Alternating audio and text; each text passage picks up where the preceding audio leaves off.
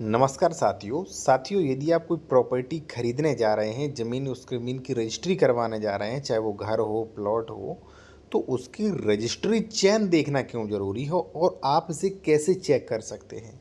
देखिए साथियों, ये चीज़ें आपको कोई भी एडवोकेट नहीं बताता, इसीलिए देखिए जो भी रजिस्ट्री करता है वो एडवोकेट तो ही करता है, जानकार व्यक्ति तो करता है, फिर भी ये ज़मीन संबंधी मामले क्यों पेंडिंग में हैं, इसीलिए आपकी लापरवाही की वजह से। देखिए जब भी आप प्रॉपर्टी खरीदते हैं तो उसकी रजिस्ट्री चेन आप अवश्य चेक करिए। कैसे चेक करें, इससे फ़ायदे क्या हैं, वो मैं आपको बताऊंगा। देखिए रजिस्ट्री चेन से पहले आपको कुछ चीज़ें और भी चेक करनी होती हैं साथियों।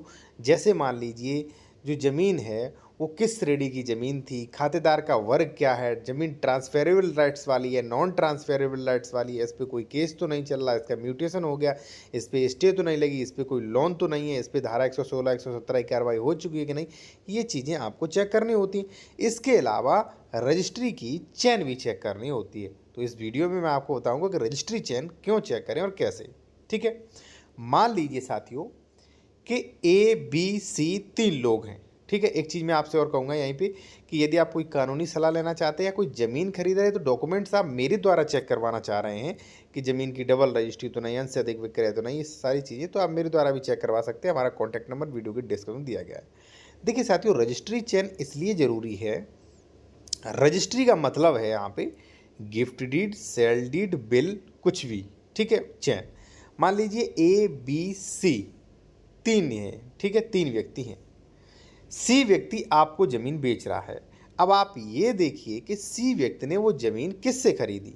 वो कह रहा है कि मैंने बी से खरीदी, तो आप ये चेक करिए कि बी ने वो रजिस्ट्री किससे करवाई थी। ठीक है, वो कह रहा है कि ए ने करवाई थी, अब आपको पता चलता है ए ने करवाई थी, तो आप उसकी रजिस्ट्री चेक करिए। ठीक है, कहने का मतलब है आपको अगर सी बेच रहा है तो आप ये चेक करिए कि सी को वो ज़मीन कहाँ से मिली है। ठीक है, यानी कि वो किस रजिस्ट्री, किस इंस्ट्रूमेंट्स के अनुसार मिली है।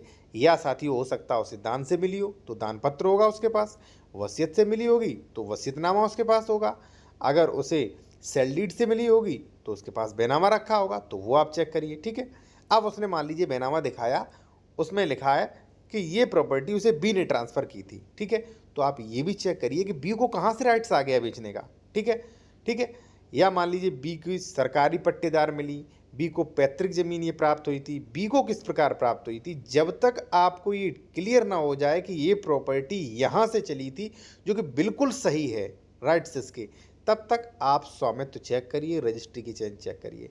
अब यदि आपको ये मजाक लग रहा हो या आप ये जानकारी ऐसे ही ले रहे हैं कि कुछ नहीं, ये तो जानकारी ऐसे ही है, तो ये आपकी जिम्मेदारी है, क्योंकि प्रॉपर्टी ट्रांसफर एक्ट सेक्शन 3 ये कहता है कि जब आप ज़मीन खरीदने जाते हो तो आपको ये सारी चीज़ें जानकार होना चाहिए। ठीक है, अब इसके बाद यदि आप कोई लीगल एडवाइस, कानूनी सलाह लेना चाहते हैं या ज़मीन के डॉक्यूमेंट्स आप चेक करवाना चाह रहे हैं, यदि आप उत्तर प्रदेश से हैं, ठीक है, उत्तर प्रदेश में ज़मीन खरीद रहे कि ज़मीन सही है कि नहीं, इसका स्वामित्व सही है कि नहीं, इसकी चेन, तो आप मेरे द्वारा भी चेक करवा सकते हैं। कॉन्टैक्ट नंबर हमारा वीडियो के डिस्क्रिप्शन में साथियों मेंशन किया गया है, और बाकी मुझे सोशल मीडिया पे अवश्य फॉलो करें, लिंक वीडियो के डिस्क्रिप्शन में दी गई।